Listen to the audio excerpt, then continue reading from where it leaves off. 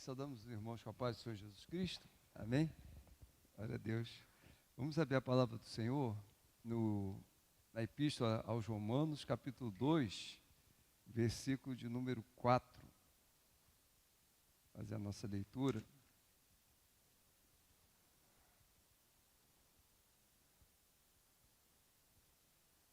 Romanos 2:4. Se o irmão puder colocar aqui na projeção, obrigado.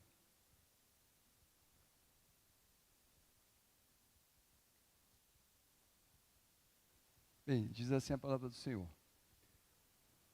Ou será que você despreza a riqueza da bondade, da tolerância e da paciência de Deus, ignorando que a bondade de Deus é que leva você ao arrependimento? Amém?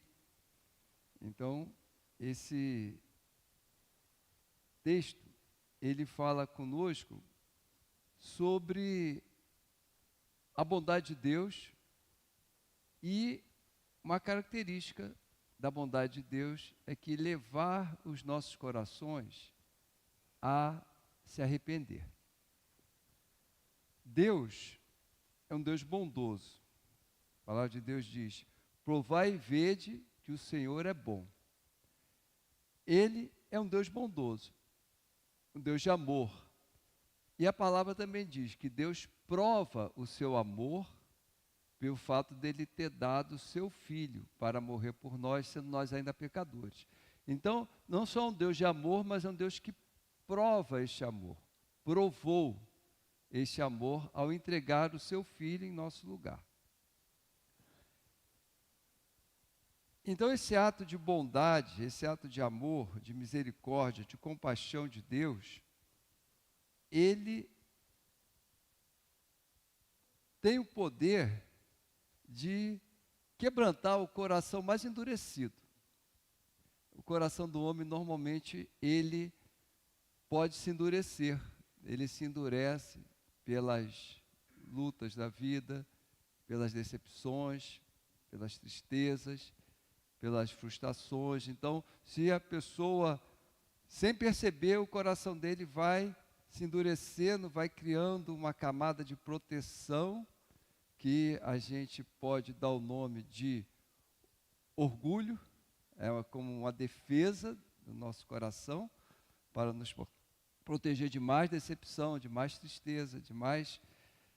E Deus, quando ele entra no coração do homem, quando ele fala o coração do homem, ele quebra esse orgulho, essas vezes falta de fé, incredulidade,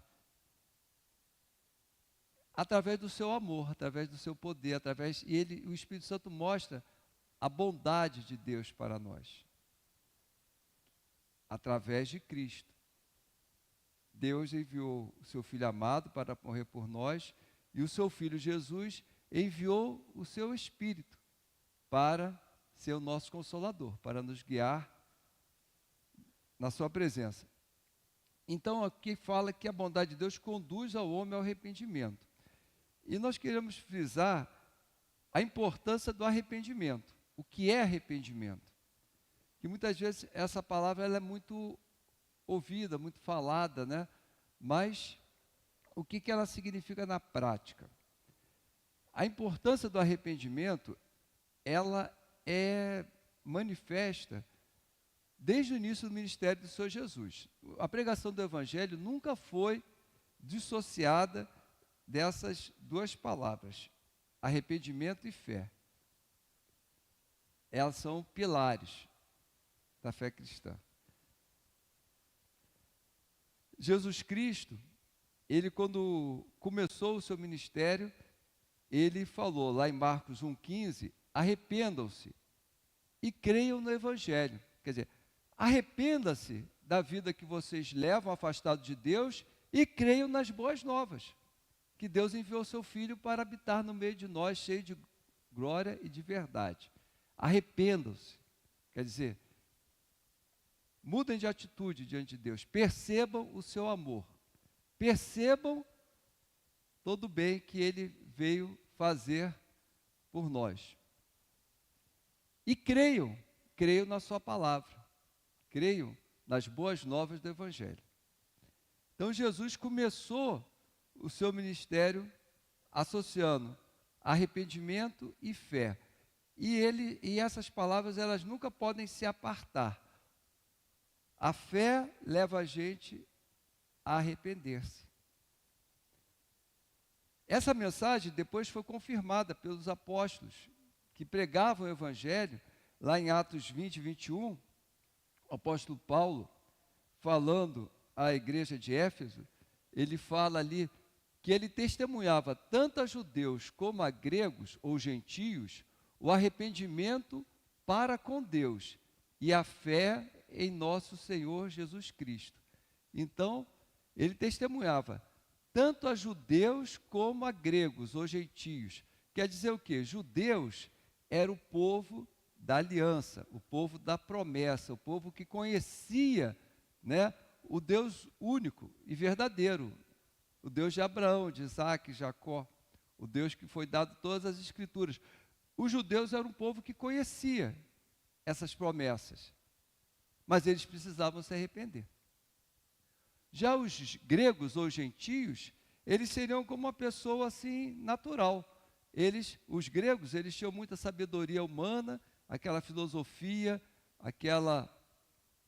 a sabedoria ali que até hoje nós estudamos nas faculdades, né, de Aristóteles, Platão, Sócrates, enfim. Mas eles também precisavam se arrepender. O Evangelho, ele iguala o pobre ao rico, o sábio ao ignorante, o religioso ao não religioso. Ele exorta todos a quê? A se arrependerem diante de Deus, porque através do arrependimento nós abrimos a porta do nosso coração para que o amor de Deus entre cada vez mais profundo e preencha as lacunas do nosso ser, da nossa alma. Que a gente entenda mais plenamente isto que é o amor de Deus. E o Senhor Jesus, ele coloca isso, sempre colocou isso muito claro, de maneira muito patente. Lá em Lucas 13, 3 a 5, ele falou uma vez aos seus ouvintes, né, Lucas 13, 3 a 5, que os seus discípulos estavam comentando sobre alguns fatos ocorridos em Jerusalém, pessoas que haviam sido mortas por Pilatos quando estavam fazendo sacrifícios, e depois homens que tinham sido, né, mortos através do desabamento de uma torre, torre de Siloé, e ele aproveitou isso, essa consternação, essa preocupação que sempre surge quando ocorre uma calamidade, quando ocorre um fato assim triste, né, de pessoas partirem sem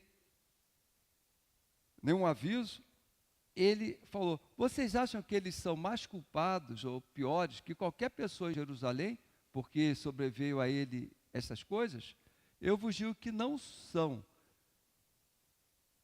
E digo a vocês que eles não eram. Se, porém, não se arrependerem, todos vocês também perecerão. Só até aí. Então, o que quer dizer? Jesus Cristo deixou claro a necessidade de arrependimento, mais de uma vez. E que estaria necessário para que os homens tivessem a salvação, a vida eterna, para que os homens não perecessem pelo juízo, qualquer calamidade ou coisa que o valha. E a Bíblia diz, reforça isso, lá nós lemos em Romanos 2,4, que a bondade de Deus nos leva a arrependimento.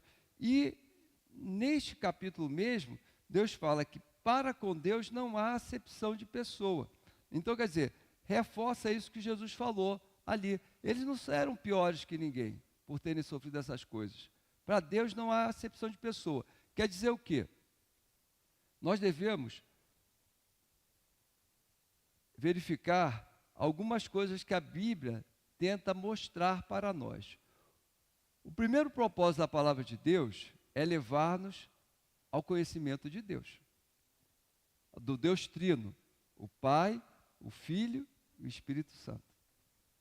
A Bíblia diz que a vida eterna é essa, que conheçam a Ti, ó Deus, como único Deus, é Jesus Cristo em que Tu enviaste. Então, o conhecimento de Deus é a primeira coisa importante que a gente deve abrir os olhos. Em seguida, a gente abre os olhos para a Escritura em geral, que toda a Escritura ela foi colocada para mostrar o propósito de Deus para a salvação da humanidade. O Pai, o Filho e o Espírito Santo agindo concordemente, executando o plano de salvação de todo aquele que crê. Então, a segunda coisa importante é conhecer, é a palavra de Deus, a revelação de Deus. A terceira coisa que a palavra de Deus nos mostra, muito importante, é a verdade a respeito de nós mesmos. Porque, às vezes, é muito difícil a gente conhecer a si mesmo, né? Tem um texto que me ocorreu agora que fala, conhece-te a ti mesmo. É muito difícil a gente se conhecer, a gente precisa do Espírito Santo nos ajudar a gente perceber como nós somos e não nos sentirmos envergonhados ou não precisarmos nos justificarmos. Por quê? Nós vemos através de Cristo, através daquilo que Ele fez por nós. Nós, como olhando e vemos como Deus nos vê através de Cristo, a gente vê que Cristo passou todas as dificuldades que Ele sofreu para entender perfeitamente o que nós passamos. Então, se nós sentimos medo, pavor, quando nós sentimos, rejeição, Ele foi o homem rejeitado, homem de dores, que sabe o que é sofrer. Então, tudo que nós sofremos, nós somos tentados, Ele também foi tentado. E diz que foi tentado em todas as coisas, sem pecado. Então, o Senhor Jesus Cristo, Ele compreende perfeitamente a nós. Ele sabe, a Bíblia diz que Deus conhece tão o nosso coração, que Ele diz que a palavra ainda não saiu da nossa boca e Ele já sabe toda. Então, que a gente precisa ficar preocupado que falar, quando fosse orar diante de Deus, que falava, antes que a palavra saia, Deus já está sabendo tudo, de tanto que Ele nos conhece. Então, por isso que nós, conhecendo o quanto Ele nos ama, o quanto Ele se importa conosco, o quanto Ele sofreu em favor de nós, nós também podemos o quê? Desnudar o nosso coração diante dEle. Nós não precisamos usar máscaras perante Deus. A Bíblia fala de dois homens que chegaram diante de Deus para orar, e um falava assim, Deus, eu te dou graças, porque não sou... Falou tudo o que ele falava, né? Eu oro tantas vezes, jejuo tantas vezes, dou o dízimo de tudo, eu faço tudo e não sou como esse publicano aqui que faz tudo errado. Aí ele arrasou ainda com o publicano. E o publicano só batia no peito e falava, Senhor, tem misericórdia de mim. E ele falou que o segundo voltou para casa justificado, o primeiro não. Então, Deus, nós podemos, conhecendo o amor de Deus, podemos desnudar o nosso coração e nos arrependermos verdadeiramente daquilo que fazemos, que pensamos, que falamos, ou mesmo daquilo que somos. Porque a palavra de Deus iguala, todos nós somos devedores a Deus. A Bíblia diz que não há nenhum justo, nenhum sequer. Todos nós somos nascidos debaixo do pecado original de Adão, todos nós falhamos, e por isso que a Bíblia diz para todos buscarem o arrependimento, para todos buscarem crer no Evangelho, crer naquilo que Deus propiciou. E a quarta coisa é crer que nós temos um adversário que tenta nos enganar, para que a gente vigie, ore e que a gente não confie em nós mesmos, em pensamentos que possam ser lançados na nossa mente, no nosso coração, de maneira a nos desviar do propósito de Deus. Então, a gente sabe que nós temos todo esse mundo espiritual ao nosso redor, tanto da parte de Deus, também da parte do mal. Só que Deus, Ele derrama a sua graça sobre nós quando nós nos humilhamos. E nós conhecemos o seu amor. Eu vejo que a palavra de Deus diz, em Efésios, conhecendo o amor de Deus. Aí fala, compreenderdes qual a altura, a profundidade, a largura do amor de Deus. Então a gente vê que o amor de Deus é algo. A altura do amor de Deus é aquilo que se projeta até o céu, até a glória. Né? A Bíblia diz que tão alto como os céus se distancia da terra, né? Assim é o seu amor para conosco. Como o Oriente dista do Ocidente, assim Ele aparta de nós nossas transgressões. Então o amor de Deus, ele tem uma projeção para o alto, para as alturas, em direção a Deus, a extensão lateral, que é em relação aos nossos relacionamentos com o nosso próximo, em qualquer ambiente que nós estejamos, e tem a profundidade, que leva a gente a conhecer a nós mesmos, lá no fundo do nosso coração. A Bíblia diz que a palavra de Deus, ela penetra até ao ponto de dividir alma e espírito, juntas e medulas, que Ele é capaz de discernir, não só os pensamentos, mas os propósitos do coração. Então a gente vê que este amor de Deus, ele nos leva a nos arrepender. E por isso que a palavra diz ali, por acaso você despreza a bondade, a tolerância, a longanimidade de Deus, a riqueza dessa bondade? Como é que é possível o homem desprezar essas coisas? Como é que é possível o homem não valorizar essas coisas? Simplesmente não crendo nelas, simplesmente não as abraçando, simplesmente não abrindo o coração para recebê-la. Pode desprezar elas, torná-las sem efeito em sua vida. E Paulo escreveu isso aos Romanos, dizendo que eles não deveriam fazer isso. A bondade de Deus, ela nos leva a ver as coisas de outra maneira. Ela nos leva a perceber a nós mesmos, a nossa vida, a nossa natureza, pela perspectiva de Deus, e não pela perspectiva egoísta que o ser humano tem por natureza. Então a bondade de Deus, Ele leva a gente a aproveitar esta bondade em nosso favor e não nos deixar enganar, porque tem pessoas, às vezes, que uma das armadilhas que o diabo lança é fazer com que a bondade de Deus seja desculpa para pecar. Então, não tem coisas que dizem, uma vez salvo, salvo para sempre, então eu posso fazer o que eu quiser. Ou, eu sou salvo pela graça, não é por obras. Então, tem um monte de distorções que o inimigo tenta lançar de maneira a levar um engano sobre a bondade de Deus. Que pecado não tem problema, porque Deus é bom, Ele vai perdoar. Agora, realmente Deus é bom, e realmente Deus perdoa, mas o pecado sempre tem um preço. E aqueles que, a Bíblia diz vários exemplos de pessoas que caíram, mesmo sendo pessoas que conheciam a Deus, como Davi, mas eles pagaram um preço de se arrepender e se voltar para Deus. Então, a bondade de Deus, ela deve, em nossos corações, nos levar a odiar e deixar o pecado. Quando nós percebemos tudo o sofrimento que Jesus Cristo passou por causa dos nossos pecados, justamente. Ele sofreu muito em nosso favor. A Bíblia diz que Ele levou os nossos pecados sobre si no madeiro. Pelas suas pisaduras nós somos sarados. Então a bondade de Deus nos leva a olhar o pecado pelo prisma daquele que sofreu tudo para expiá-lo. para perdoar, para remir.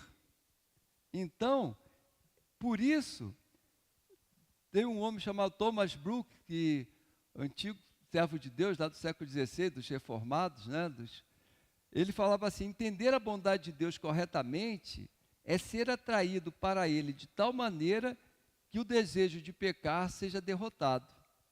Então, entender a bondade de Deus, o preço tão alto que Jesus Cristo pagou na cruz, o preço que o Pai teve que sofrer entregando o seu Filho, e que Deus depois, o Senhor Jesus, ele subiu aos céus, mas enviou o Espírito para nos guiar, para nos dirigir. Então, entender essa bondade de Deus, ela nos leva a vencer o desejo de pecar, né? Porque Deus amou o mundo e entregou seu próprio Filho para nos reconciliar com Ele, e pelo seu sangue, Ele nos abriu o caminho para a comunhão com Deus. E o Espírito Santo, ele tem um papel importante na nossa vida, porque o Espírito Santo, ele veio, a Bíblia diz, qual o propósito do Espírito Santo ter sido enviado? Ele veio para convencer o mundo do pecado, da justiça e do juízo, essas três coisas. Convencer do pecado, porque sem a auxílio do Espírito Santo, nós nunca vamos nos ver pecadores como Deus vê. Ele vai falar: não, não sou tão... Muitas vezes a gente fala com uma pessoa, né? Não, mas eu não sou tão ruim assim, eu, né, nunca matei ninguém, nunca fiz tanta coisa assim má, tal. Então, quer dizer, a gente não percebe aos olhos de um Deus santo. Então, o Espírito Santo, ele vem e convence o mundo do pecado. Mas seria muito ruim se o Espírito Santo nos convencesse do pecado e não nos convencesse da justiça. Porque como é que vai mostrar o problema sem mostrar a solução? Como é que vai mostrar a doença sem mostrar a cura? O Espírito Santo, imediatamente em sequência, que ele abre os nossos olhos para percebermos qualquer situação de pecado, de desvio da vontade de Deus na nossa vida, ele imediatamente nos leva para a solução do problema. Que é o quê?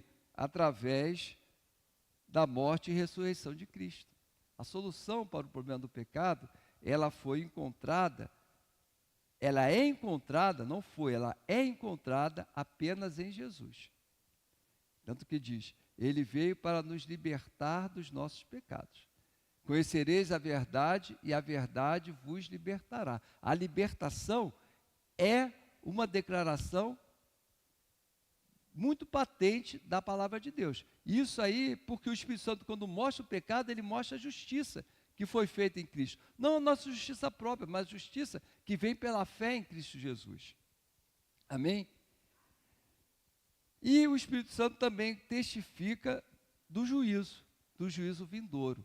Essa questão do juízo, ela é importante a gente ter em mente que Deus é um Deus maravilhoso, é um Deus bom, mas Ele também é o justo juiz de toda a terra.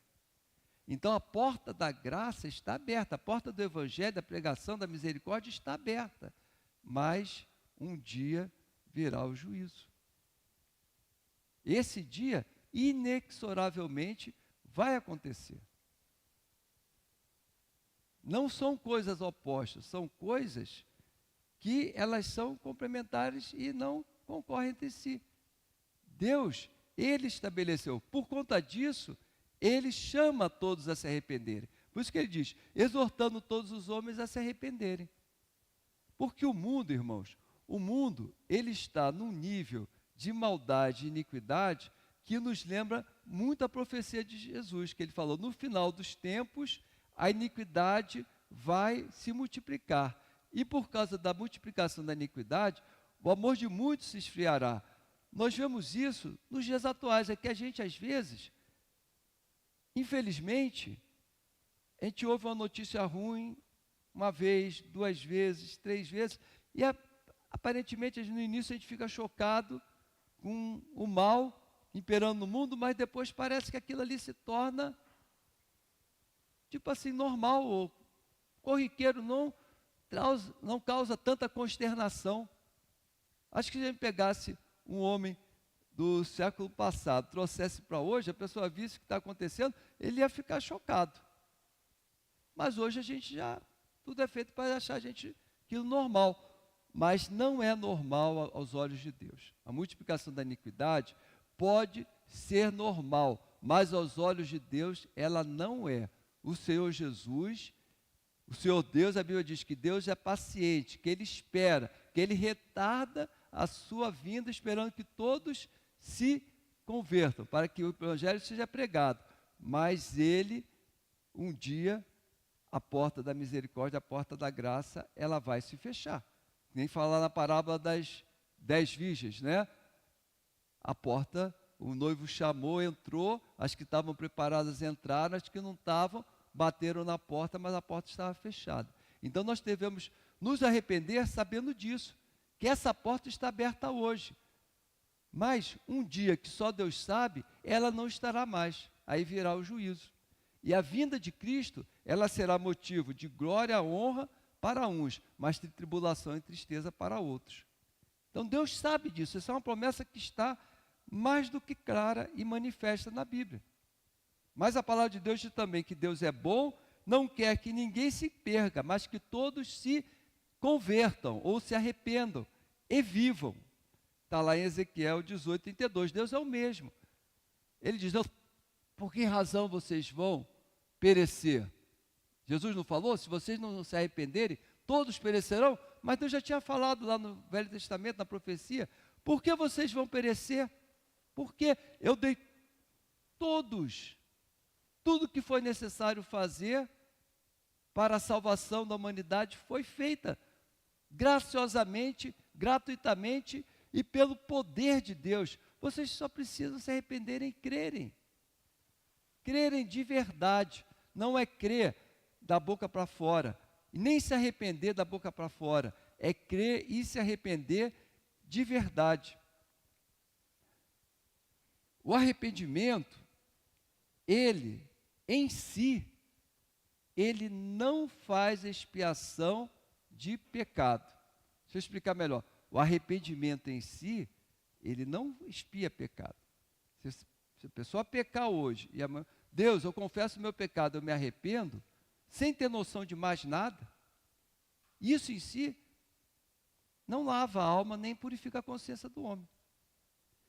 A única coisa que lava a alma e purifica a consciência é o sangue de Jesus, que foi derramado na cruz. Ele é que faz expiação, é Ele que lava o pecado, é Ele que remove. Em Hebreus fala que não é como o sacrifício de bois, de novilhas, que não serviam para nada, só para recordar o pecado dia após dia, mas era aquele que, o sangue puro e imaculado do Cordeiro, o alto preço que foi pago para a nossa salvação. Irmãos, o sangue de Jesus está a vida dele. A Bíblia diz que no sangue está a vida, aquela vida pura, imaculada, santa, verdadeira, que nunca pecou, foi derramada na cruz em nosso favor. Foi derramado. Os cravos furaram a sua testa, seu crânio, né? Ali o sangue escorreu, furou as suas mãos, furou os seus pés. Isso tudo foi feito para que esse sangue que é vida e que purifica, ele é acessível a nós. E a Bíblia diz que através deste sangue nós temos acesso à presença de Deus, acesso ao Santo dos Santos, acesso a se reconciliar e a poder falar com Deus com a consciência tranquila. Deus, Tu és meu Pai, eu sou seu filho. Através da fé no seu Filho Jesus, eu sou filho por adoção, mas sou aceito por Ti, porque eu creio no seu Filho Jesus. Então, o arrependimento não pode ser uma coisa que a pessoa peca e depois simplesmente confessa, mas desprovido de qualquer pesar, de qualquer tristeza. Esse não é o arrependimento segundo Deus. Esse não é o arrependimento. É um falso arrependimento. É um arrependimento da boca para fora. A natureza do verdadeiro arrependimento está nas Escrituras. Começa com o reconhecimento do pecado, que o Espírito Santo abre os nossos olhos para ver o que o nosso pecado fez com Cristo na cruz, porque ele destruiu o nosso pecado, lá ele se sacrificou, e a Bíblia diz que ele destruiu. Prossegue causando uma convicção e uma tristeza, a ponto da gente se entristecer profundamente pelo que fizemos ou aquilo que somos. E essa tristeza está lá em 2 Coríntios 7,10, que fala, 2 Coríntios 7,10, se vão puder colocar, por favor. Diz assim: a tristeza, segundo Deus, produz arrependimento para a salvação, que a ninguém traz pesar. Quer dizer, a tristeza, essa convicção, ela se torna alegria depois, porque nós nos entristecemos e nós vemos nossos pecados lançados sobre Jesus, sendo removido, e nós nos alegramos pelo que Ele fez por nós, amém? Então diz, arrependimento para a salvação, que a ninguém traz pesar. O objetivo não é trazer pesar e ficar, mas é trazer uma contrição, um reconhecimento para que o pecado seja abandonado. Então, cria essa tristeza, leva-nos a confessá-lo diante de Deus, de coração aberto, sabendo que Ele nos amou e nos ama, e leva-nos a abandonar o pecado. Então, isso é um fato, esse é o verdadeiro arrependimento. O arrependimento, quando é só da boca para fora, ele não causa esse efeito, e nem é muito duradouro. É arrependimento, a pessoa faz apenas tentando justificar a sua consciência de algo que sabe que está errado diante de Deus, mas que não é capaz de libertar. Só o sangue de Jesus, só o poder de Deus, do Espírito Santo, e é capaz de remover, e de nos purificar, e de nos lavar. Porque foi com esse propósito que esse sangue foi derramado, amém? A Bíblia diz, ainda que vossos pecados sejam como o carmesim, eles se tornarão como a branca lã, né? Eu sempre me esqueço a outra parte, é vermelho, como alguma coisa, se tornarão alvos mais que a neve, né? Então, se alguém quiser pode me ajudar, mas eu sempre esqueço quando eu vou falar. Mas, enfim, ele fala que eles são branqueados. Esse branqueamento é o Espírito Santo que faz. Ele faz na nossa alma. O verdadeiro arrependimento, ele ocorre no coração, na alma. O fundamento da fé cristã, ela se encontra, ela se desenvolve na alma. Não é no exterior, não é através de práticas, não é através de declarações, às vezes desprovidas de uma fé genuína e verdadeira. Nada disso resolve o problema do homem. A fé cristã, ela se desenvolve na alma. Por isso que Deus fala, sobre tudo que deve guardar, guarda o quê? O teu coração, porque deles procedem o quê? As vidas da vida, né? Então, a gente deve guardar o nosso coração. Guardados aonde? Em Cristo Jesus, na palavra de Deus, né? Agora, uma questão é que nós, para terminar, é que existe um paradoxo na fé, na vida cristã, que a gente vê em alguns lugares da Bíblia descrito, ali em Romanos 7 fala sobre aquele conflito, e em outros lugares fala sobre o conflito entre a carne e o espírito, entre o velho homem e o novo homem. Então, por conta disso, nós sabemos que nós já fomos regenerados, já fomos salvos, no sentido de que já nascemos de novo. Fomos justificados pela fé em Cristo Jesus. E estamos num processo de aperfeiçoamento, que a Bíblia fala lá em Efésios, que é desenvolvimento da salvação, que alguém acha, as pessoas às vezes acham que ignoram que a salvação é um processo. Não é um fato assim. A justificação, quando a pessoa crê, é um fato pontual, mas a salvação é um processo contínuo de crescimento na graça e no conhecimento de Deus. E a Bíblia diz, desenvolver a vossa salvação com temor e temor, porque Deus é que opera em vós, tanto querer como realizar, segundo a sua boa vontade. O homem, nós como seres humanos, nós precisamos entender que Deus trabalha em parceria conosco. Eu tive muita dificuldade de entender isso. Às vezes eu achava, não, isso Deus faz, aquilo eu faço, isso é de Deus, aquilo é comigo. Irmãos, Deus opera tanto querer como realizar, segundo a sua boa vontade. Deus, através do seu Espírito, porque Ele diz que o Espírito é o Consolador, é o Paráclito, Ele está ao nosso lado, nos orientando em tudo, nos guiando, nos conduzindo pelo caminho. Então, Deus, Ele opera deseja que nós deixemos que Ele trabalhe em sintonia conosco, só que nós nos submetemos à vontade de Deus.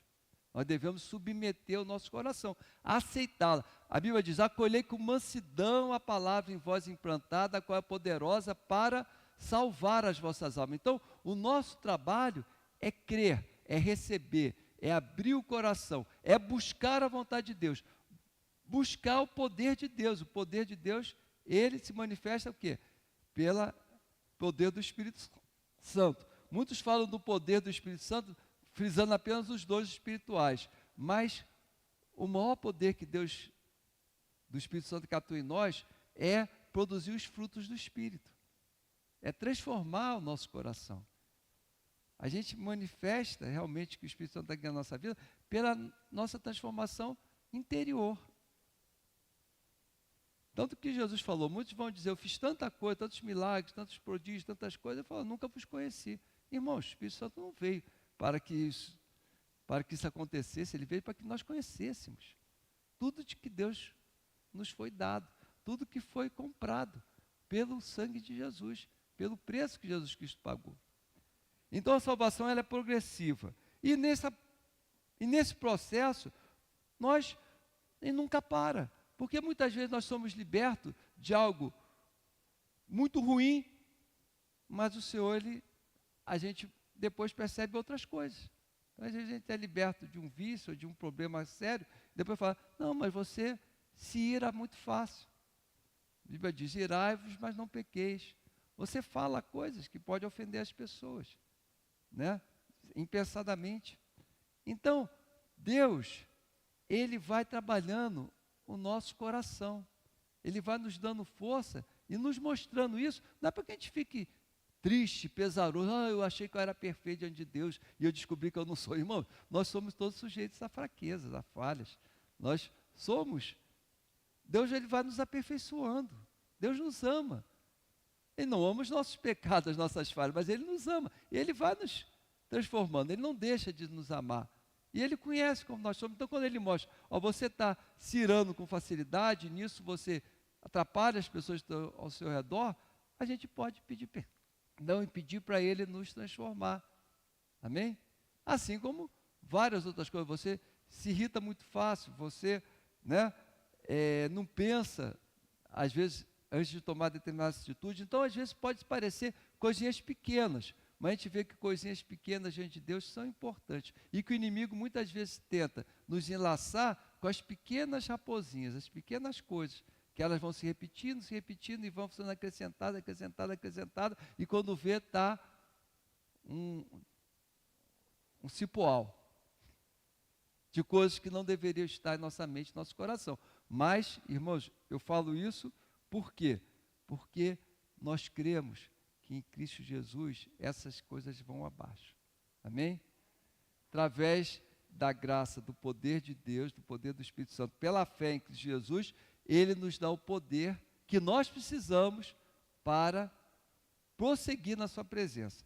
Ele veio para isso. E o arrependimento, então, ele é falado, o Senhor Jesus Cristo, ele, numa revelação que foi dada ao apóstolo João, lá na ilha de Patmos, ele escreveu 7 cartas às igrejas da Ásia. E nessas 7 cartas, 5 tinham alguma exortação, alguma repreensão. E somente 2, que foi Esmirna e Filadélfia, não houve nenhuma repreensão. Mas as outras todas houveram, todas existiram. Alguma coisa. E a solução que Jesus falava para cada um deles era: arrepende-te. Então o arrependimento ainda é atual. Nós podemos ter anos e anos de caminhada cristã. Quantos anos? 40, 50, 20? Quanto a gente tiver o privilégio de viver? Se o Espírito Santo nos convencer de alguma coisa que não está em conformidade com a vontade de Deus, isso é feito para o nosso bem.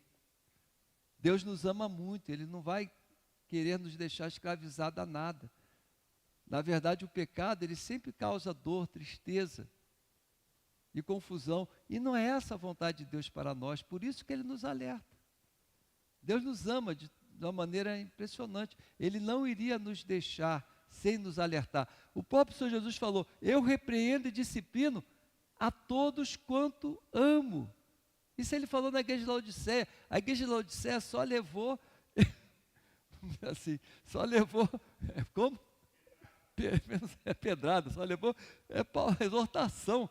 Realmente é uma igreja que, de todas as 7, eu vejo ali a igreja de Laodiceia, realmente, ela estava muito mal. Falou que não era fria nem quente, era morna, estava a ponto de vomitar da boca, dizia assim: eu sou rico, abastardo, não preciso de nada.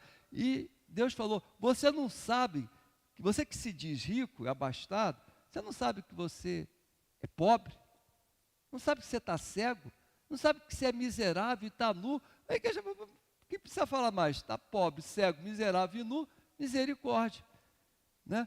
Mas, ao mesmo tempo, ele fala: aconselho que de mim compre ouro refinado para enriqueceres. Irmãos, o ouro é o poder de Deus para enriquecer. A verdadeira riqueza não vem deste mundo, vem de Deus.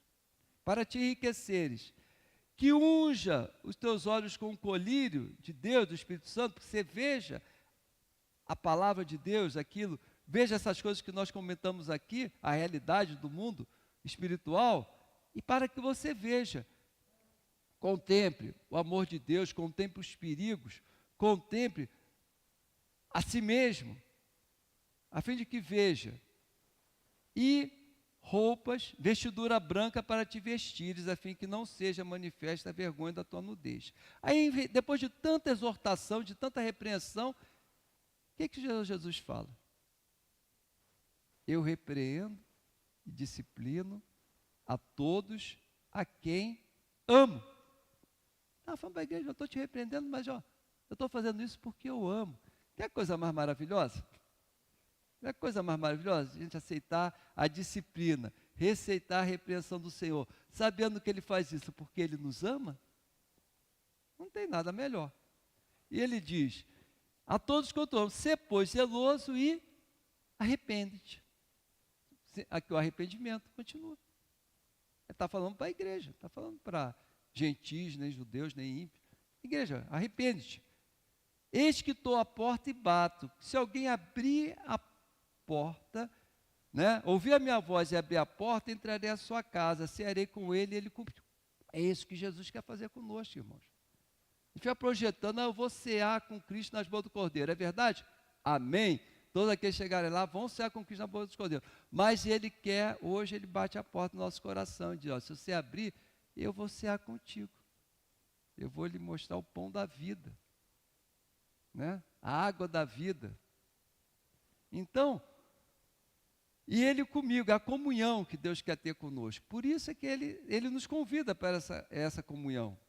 Então, irmãos, Ele termina aqui dizendo, né? Quem tem ouvidos, ouça o que o Espírito diz às igrejas. Então, nós devemos abrir os nossos ouvidos, ouvir o que a palavra de Deus, não eu estou falando, mas é a palavra de Deus que nos fala, essa maravilha da graça, do poder e do amor de Deus, e a gente ouça, porque o propósito de Deus é o quê? É Ele, é a nossa salvação. É a nossa salvação no sentido de nós alcançarmos a finalidade de tudo aquilo que nós estamos fazendo. É o quê? É alcançar a salvação. Ali em Hebreus fala, né, quando você for disciplinado por Deus, não desanime, porque ele disciplina todo que recebe como filho. Se estáis sem disciplina, não sois filhos. Então, irmãos, Deus nos disciplina, e amém que ele faça isso, porque qual é o pai que não disciplina o seu filho? Muitos, né? Tanto que tem cheio de jovens aí que, né, fazendo o que quer e fazendo um monte de besteira por aí. Mas Deus, ele é o pai que disciplina a todos que recebe por filho, a todos a quem ele ama, amém? E ele nos ama a todos, e ele está nos ajudando conosco nessa caminhada, e ele promete que ele não nos deixaria só. Estou convosco todos os dias até a consumação dos séculos. Isto é o nosso consolo. Esse é o nosso verdadeiro consolo, que Deus, Jesus, está conosco. Amém? Então vamos estar de pé, vamos louvar o nosso Deus, vamos adorá-lo, glorificar em todo o nosso coração.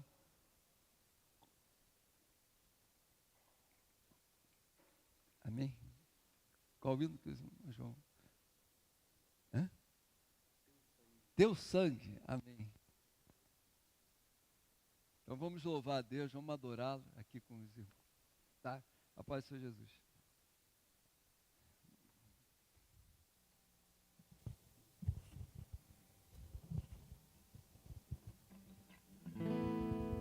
Aleluia.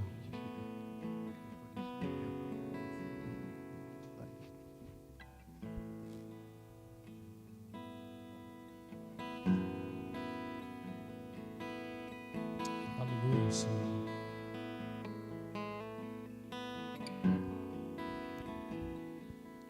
Teu sangue leva-me além, a todas as alturas, onde ouço a tua voz, fala de tua justiça, pela minha vida. Jesus, este é o teu sangue.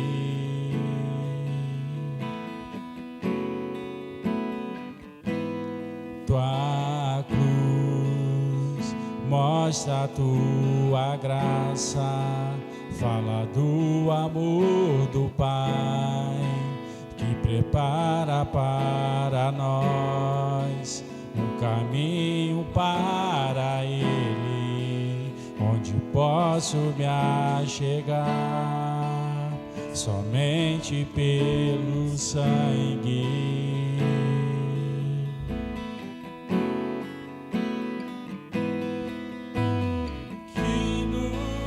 Lava dos pecados, que nos traz restauração.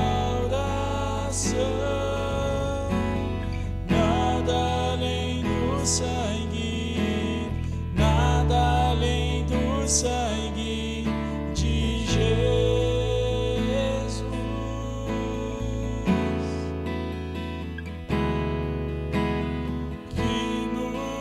Faz brancos como a neve, aceitos como amigo de Deus. Nada além do sangue, nada além do sangue de Jesus.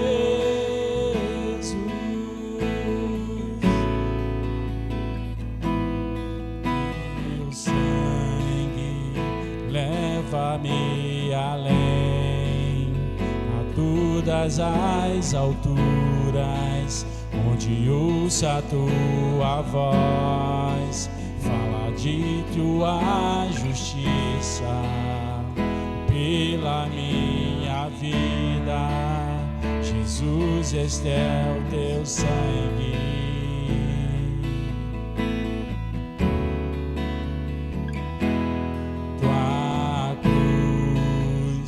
Mostra a tua graça, fala do amor do Pai, que prepara para nós um caminho para Ele, onde posso me achegar somente pelo sangue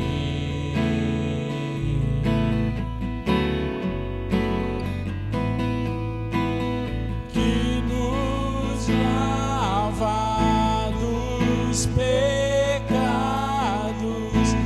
aceitos como a oração. Nada além do sangue, nada além do sangue de Jesus,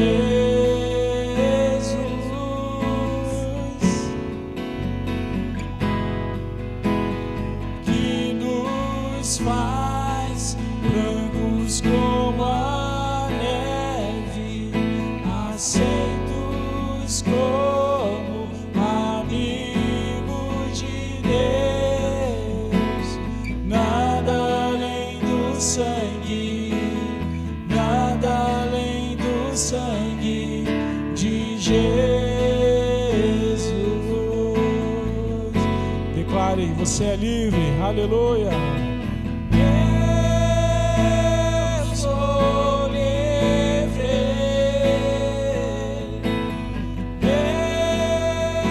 eu sou livre. Nada além do sangue, nada além do sangue de Jesus. Declare, eu sou livre, aleluia. Eu sou livre,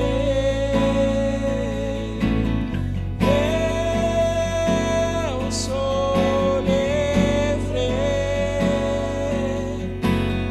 Nada além do sangue, nada além do sangue de Jesus.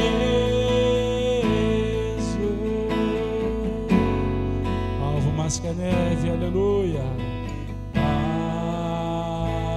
Alvo mais que a neve, alvo mais que a neve. Se neste sangue lavado, mais alvo que a neve serei. Alvo mais que a neve, aleluia. Alvo mais que a neve, alvo mais que a neve. Se neste sangue lavado, mais alvo que a neve serei. Aleluia, Senhor. Pai amado, te agradecemos, Senhor, por esse culto, Pai. Que tenhamos uma semana de paz, uma semana abençoada. Que tu continue nos livrando, nos guardando, Senhor. Que a tua igreja, Pai, continue clamando a ti, Senhor. Nos leve em segurança aos nossos lares, nos livra de todo o mal, Pai. É o que eu te peço em nome de Jesus. Amém, Pai.